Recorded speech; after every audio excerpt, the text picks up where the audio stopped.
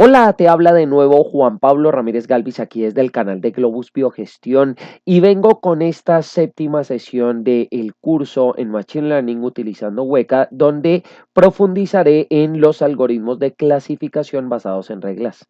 Sin más preámbulos, vamos con esta experiencia de conocimiento. Voy a volver por aquí al Weka, donde voy a comentarte acerca del dataset nuevamente. Estamos viendo a una empresa que es una entidad financiera con la cual la variable de salida es si una persona toma o no un nuevo producto financiero con ellos, que es un depósito a término fijo.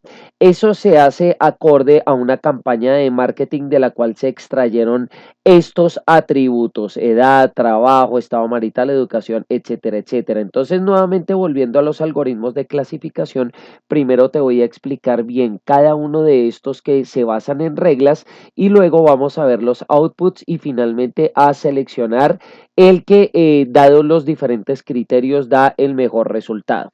Entonces, los algoritmos de clasificación basados en reglas se fundamentan en lo que sería el if then else, es decir, si tal cosa, entonces tal otra. Eso serían las reglas. Es como se empezaron a basar los sistemas expertos más o menos en los años 90, finalizando, y todo lo que va del 2000 para acá. Entonces, lo primero que tenemos son las tablas de decisión. Estos son algoritmos muy sencillos que lo que hacen es generar una tabla por los distintos atributos relevantes para sacar una clase. Es decir, por ejemplo, si esta persona tiene un estado marital así, y si esta persona tiene tal edad, y si esta persona tal cosa, entonces va a decir que sí o no, en este caso que es la variable de salida. Entonces es básicamente como una hoja de cálculo en Excel que se organiza por filas y columnas, y entonces el resultado sería sí o no en este caso.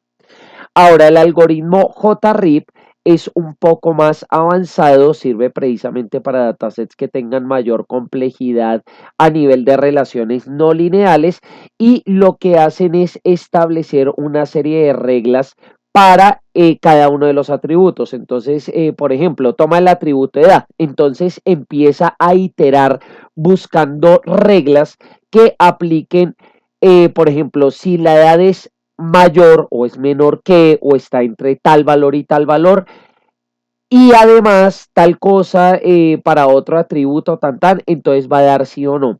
Este algoritmo lo que hace es iterativamente generar esas reglas, podando las que no son factibles o las que no generalizan bien las circunstancias de este dataset. Luego tenemos el MS Rules, que este pues no aplicaría en este caso porque sirve para hacer no clasificación como tal, sino un modelo de regresión donde funciona igual que el JRIP pero a nivel numérico. Por ejemplo, si esto es mayor que esto y menor que esto o está entre tales valores, entonces el número resultante va a ser X cosa. Después tenemos el One-R o One Rule, que lo que hace es simplificar el algoritmo mucho, en el sentido en que solo se va a aplicar una regla. Por ejemplo, si esto es mayor que o menor que, entonces vamos a decir que el resultado es sí o no. Este One Rule lo que hace es precisamente tomar un atributo muy relevante para poder segmentar la clase resultante. Después va el algoritmo PART, que es muy parecido al JRIP en el sentido de que va construyendo las reglas, pero a diferencia del primero, que sobre cada atributo primero va generando una regla puntual, directa y explícita, para después hacer una poda y dejarlas que aplican de manera más general. En este caso se basa en árboles de decisión no completos, digamos en subgrafos, que lo que hacen es decir, bueno, vámonos por este camino nos dio sí, ahora vámonos por este camino nos dio no. Y después lo que hace es podar las ramas, no las reglas asignadas explícitamente, para poder encontrar, digamos, la mínima cantidad de reglas que apliquen a todos los casos de manera general. Finalmente tenemos el Zero Rule, que este realmente es un algoritmo para basar inicialmente todo el cálculo de certeza, de accuracy, de exactitud, en el sentido de que únicamente toma la clase predominante, por ejemplo, en este caso, si es sí o no, y a todos les va a asignar esa clase, es decir, que va a incurrir en muchos falsos positivos, pero si el porcentaje da alto, pues vamos a decir que la clase dominante efectivamente es la que ampara al resto. Entonces vamos a ver el output específico como hemos venido haciendo, no nos vamos a meter a todas estas tablas detalladas, etcétera, porque esto pues es transversal a todos los cálculos en huecas, sino a los cálculos específicos. Por ejemplo, acá el Decision Table tomó 4.521 instancias para entrenarlo, generó 31 reglas y entonces dice que todos los que no coincidieron, aunque sea con algún tipo de clasificación, se van a mandar a lo que sería la Majority Class, que es como el y demás, etcétera, y otros. ¿Listo?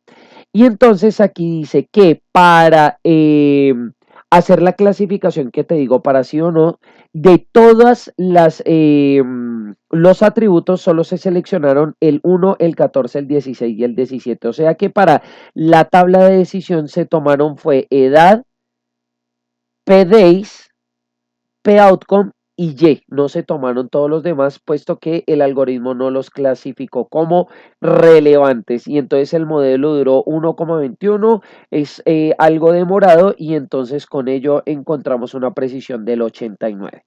Con el JRIP, entonces lo que vamos a ver es precisamente las reglas que se generaron.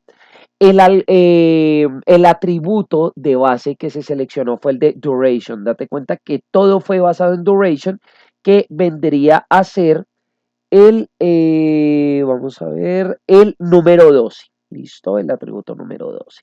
Entonces aquí en duration dice si es mayor o igual a 651 y el contacto fue por celular y la campaña es mayor o igual a 4 y el préstamo es igual a no, entonces la persona sí tomó ese nuevo producto financiero. Si la duración es mayor o igual a 757 y Y es igual, ahí daría que Y es igual a sí. O sea, todos los que está diciendo que una regla es que todos los que son mayor a 757 en duración, agrupó y dijo que ahí daría sí. Ahora, si la duración es mayor o igual a 212 y PDIC es mayor o igual a 56 y el P-Outcome es igual a Success, entonces dijo que sí. Entonces, date cuenta que aquí tomo todos los que sí y el else o el y entonces ya al final serían todos los que no, que sería la clase general. Aquí me parece algo muy bueno y es que solo tomó 6 reglas. Está muy bueno eso, simplificó bastante el modelo y entonces aquí nos dio un accuracy de 89,73%. Bueno, vamos entonces con una sola regla. La regla que tomó fue duration nuevamente, como en el JRIP duration fue como lo que segmentó si sí o no adquirieron el crédito. Entonces aquí dice si es menor a esto o no, si es menor a esto sí, ta. Pero me parece que en este caso el One Rule no clasificó, digamos, no discriminó muy bien porque estamos diciendo que este duration puede tornarse muy ambiguo, o sea, yo no puedo decir que solo por la duración entonces una persona toma o no toma el crédito, me parece muy ambiguo, aunque da un 88%, me quedaría con el J-Rate. Ahora vámonos con el PART y miremos cuáles son las ramas que tomó. Tomó muchísimas ramas. Por ejemplo, si la duración es menor a 211 y el PEOTCOM es desconocido y el mes es de mayo, entonces dijo que no. Si la duración es menor o igual a 383 y el PEOTCOM es un noun y la edad es menor o igual a 60 y el mes es igual a julio y el estado marital es casado, entonces dijo que no, etcétera, etcétera. Como te había indicado, la diferencia entre JRIP es que asigna las reglas directamente sobre los atributos, mientras que aquí lo que genera son como subgrafos donde después selecciona las mejores ramas, las que generalizan mejor el caso, pero nos damos cuenta que aquí sacó demasiadas reglas. Estamos diciendo que tomó 153 reglas para un 87%, mientras que aquí alcanzamos un 89% apenas con 6 reglas. Y por el Zero R, entonces estamos diciendo que como clase dominante en este caso tomó que la mayoría son no, se demoró 0 segundos, muy rápido alcanzó un 88%. En este caso, yo me iría con el JRIP.